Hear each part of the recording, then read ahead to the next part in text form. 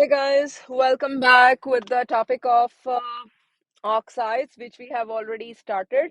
And in that topic, we are done with the oxides of non-metals, which are called as acidic oxides, and the oxides of metals, which are called as basic oxides. Now we are on the third category, and that is amphoteric oxides. Amphoteric oxides. Okay. Before moving ahead, I would like to inform you that there is one very frequently asked MCQ related to amphoteric oxides, that they are all metal oxides. Yes, these are also metal oxide. These are metal oxides as well. But there is some issue with them, and what is that? That we am going to discuss with you. Number two is this, that they are insoluble. Insoluble. Which are insoluble? All of them are insoluble. Okay, all. Okay, next is they have a dual type of a nature. What is the meaning of a dual type of a nature? Behave like acids when react with bases, and vice versa. Means react like bases when they are reacting with acids. So with acids they are behaving like bases, and with bases they are behaving like acids. So this is called their dual nature. These are the properties which are making them different from basic oxides and acidic oxides as well. Okay, but they are all insoluble. Okay, now there are few examples which I will suggest to you, that to keep in your mind, because examiner is sometimes asking that which of the following can react with both acids and bases. So if a student have the idea that this is the property of the amphoteric oxide, and following out of the following, this is the amphoteric oxide, then he or she can recognize the answer quickly. Okay, now the answer for the amphoteric oxide list is PbO, ZnO, Al2O3. Basically, if we are looking into the syllabus, it is just ZnO and Al2O3. But in many times we have seen this thing, that sometimes examiner is asking some analytical type of questions. In those analytical type of questions, examiner himself is telling that this is reacting with this and this is reacting with this as well. So what is your prediction about the nature of this compound? So in that case, he can give you a new name as well. So it is good to keep those in your mind, so that you people may not get surprised. Now number one is lead oxide, next is zinc oxide, aluminum oxide, tin oxide, and beryllium oxide. So these are the oxides of amphoteric nature, I mean to say behaving dually. Okay, next, I am now going to write down the reactions of this. For example, ZNO is reacting with HCl. Here, ZNO is acting like what? Acting like a base. Okay, because we already know this thing, that HCl is an acid. So the product will be ZnCl2 plus H2O. I have told you already that Zn is a transition block element. If its charge will not be mentioned, we will consider it 2. So this is called as a Roman way to write down the numbers. So it is compulsory to write it like that. For example, you cannot write it like that. It is wrong. So how to write it is FP and then 3 lines and like this. Okay, that's the 3 in the Roman. Okay. For example, you cannot write like this. Okay, it is wrong. Okay, what you have to write, chromium 6. It is like this. Okay, please be careful about this. Okay. So here the equation is not balanced, and we have to write it like this. So here it is acting like a base because HCl is an acid. And now I'm going to write down the reaction of ZnO with a base, and that is this NaOH, and this is Na2 ZnO2. Okay, now the product is sodium zincate, and this is this, and along with that H2O is produced as well. Okay, so this is how we are going to make the product. Okay, and this is sodium zincate. I'm writing the name as well, sodium zincate. Now you can see this thing, that here it is behaving like an acid, because we already know this thing, that sodium hydroxide is a base, metal oxide, metal hydroxide, metal carbonates, and ammonia are the bases. And only these 5 examples for the metal oxides which we are going to consider as the amphoteric oxides. Okay, so acidic oxide, basic oxides, and now this is amphoteric oxide. And now I'm taking you to the new topic, and that is called as the neutral oxide. New topic is a wrong word. I should tell it to you that it is a fourth type of the oxides. Okay, neutral oxides. All right, these are what? These are neither acidic nor basic. They are neutral. Okay, now point number one is this, that these are the oxides of non-metal. Oxides of non-metals. Number two point is this, that these are insoluble in water. Yes. Okay. Guys, remember this thing, that water is insoluble in water. What is the meaning of this statement? That if we are adding one glass of water in one jug of water, one jug of water in one tub of water, there will be no chemical reaction. There is nothing happen over there. Okay. So some water molecules are added to new water molecules. That's it. Okay. There is no charge splitting, no chemical reaction happening. So that's why water is considered as insoluble in water. Okay. So when we are talking about something being soluble, for example, sodium chloride is being soluble in water, we can say that NaCl is converting itself into Na plus 1 ions and Cl1 minus ions. So we are saying that it is being soluble in water. What will happen? It will be surrounded by cluster of water molecules. It will be surrounded by a cluster of water molecules. We already know this thing, that this is what water is. Okay, we will discuss with you this detail in AS chemistry, but I can tell you a small idea. For example, there is a pair of electron between both of the hydrogens and the central oxygen. Now, oxygen is a more electronegative element. Electronegative element. What is the meaning of electronegative element? It is an element which has an ability to pull the shared pair of electrons towards itself. So this oxygen will have the ability to pull the shared pair of electrons towards itself. Okay.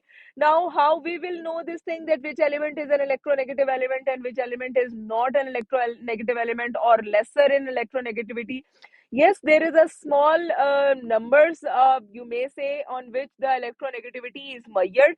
We will discuss that much details in AS chemistry, but right now I'm just telling you that oxygen has more ability to pull the shared pair of electrons towards itself. So as a result of that, oxygen has a partial negative charge. What is a partial? What partial means, that it is not the permanent charge, it's a partial charge. It can develop, it can be lost as well. Okay, if the situation. So if it is pure water, it has no other thing in it, then there will be no charge.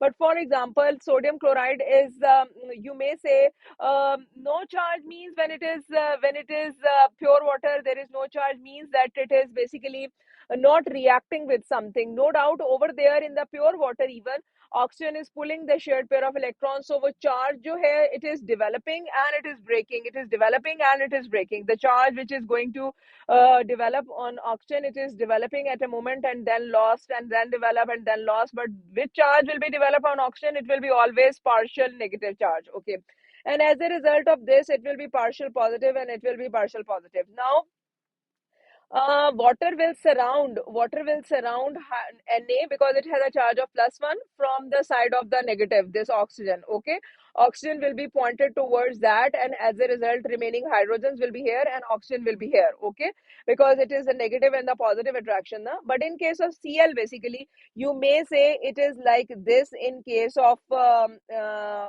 and it is like this in case of Cl. Okay, so they are attracting each other in the opposite directions, and we can say that it is soluble means Na ions are surrounded by water molecules, and it is soluble means Cl ions are surrounded by water molecules. So this is what solubility is called. Okay, we are going to discuss solubility in detail with you in A levels, but right now I'm just telling you that neutral oxide is the fourth category of the oxides. These are the oxides of non-metals and they are insoluble in water as well. And then we can tell you the examples of, they are not reacting with acids and bases. Please keep this thing in your mind as well. No reaction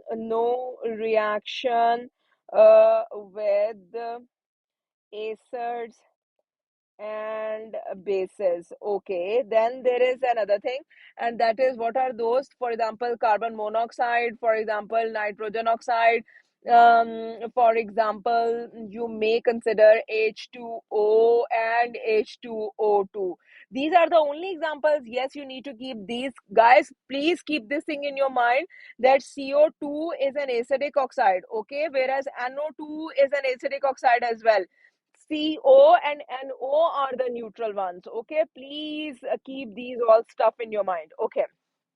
Now, I'm taking you to the new page to tell you that the next topic, which is a big thing, and it will play a very important role in your CIs, and that is the salts. Okay, and this is how we are going to keep in our mind what are salts, details of salts, etc., etc. Um, let's start. Okay, now the point is this that we should know this thing, what is salt. Okay, what is salt, we should know this thing. Okay, and then we should know salt solubility, salt solubility, or you may say solubility table, because solubility of some other things I will tell that as well as in that table. Okay, solubility table. And then the next point will be salt preparation. Salt preparation, there are three methods for that, and we are going to discuss about salt preparation. And the final is salt analysis, or salt detection analysis. Okay, so these are the 4 points about which we are going to discuss one by one, in detail, in depth, in possible details, you may say. Okay, now the point is this, that what is salt. Okay, salt is a combination of a metal ion, okay, or ammonium ion with, let's discuss, with uh, chloride, fluoride, bromide, iodide, astatide, nitrate, phosphate, sulfide, sulfate, S2O6 thiosulfate, okay, and then MnO4 1 minus manganate, and then Cr2O7 2 minus chromate, etc. So this is and there is another as well, azide, phosphide. So these are all called salts. Okay, now I'm pointing the lines basically so that you people may not have a problem. So combination of any metal or ammonium ion with fluoride, with chloride, with bromide, with iodide, astatide, etc. is called what? A salt. Okay. So please keep this list in your mind. It will make the things easier for you. Hence, you can say this thing that this is a salt. Okay. Guys, can you look at there right now that there is no oxide, no hydroxide, no metal carbonate, and etc. Carbonate, no doubt, has a dual type of a property. If you are going to write a reaction of carbonate with an acid, over there it is behaving like a base, and if you are writing with a salt, over there it is acting like a salt. Okay, so it is having a dual type of a property, but here we are not considering it right now.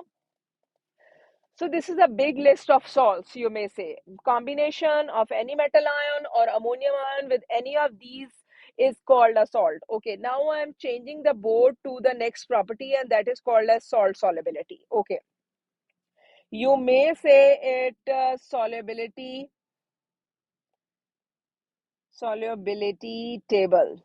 Okay, solubility table, it is a very important table regarding your many of the questions, because if you will know this thing that it is soluble, you will place it in another category, and if you will know that it is insoluble, then you will keep it in another category. Okay, and you will perform the reactions of these depending upon the solubility. So for example, number 1 point, all acids are soluble, all acids are soluble. And number 2 is all metal oxides and metal hydroxides are insoluble, except metal oxides and metal hydroxides of group number 1, ammonium, ammonium, and strontium and barium, except these all are insoluble. Then all metals carbonates are insoluble except group number 1 and ammonium. Okay, and then there is another point that all sulfates all sulfates are all sulfates are soluble except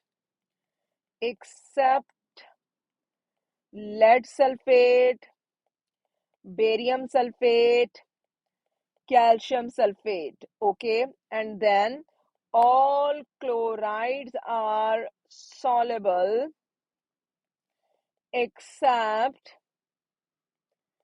silver chloride, lead chloride, and mercury chloride. Okay, one more thing which I have told you already, that Pb and Sn are the two elements. Pb is the lead, Sn is the tin, are the two elements of group number 4, and they show +2 and +4 oxidation states. Okay, +2 and +4 charges. So please keep this thing in your mind as well. So it can be PbCl2, and mostly it is in PbCl2. We are writing it as PbCl2. Okay, so it can be PbO2. In that case, it is +4. It can be PbO. So these are the things which you need to keep.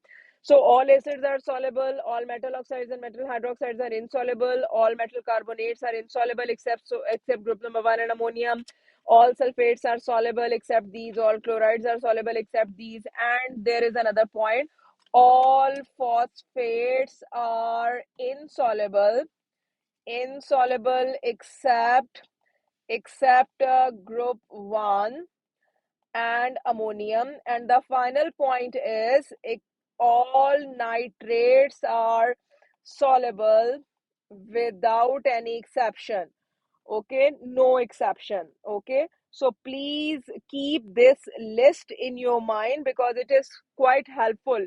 It will play a big role regarding solving lots of questions. Okay, so please keep this list in your mind. All the best to all of you. See you in the next class with the continuation of the same topic.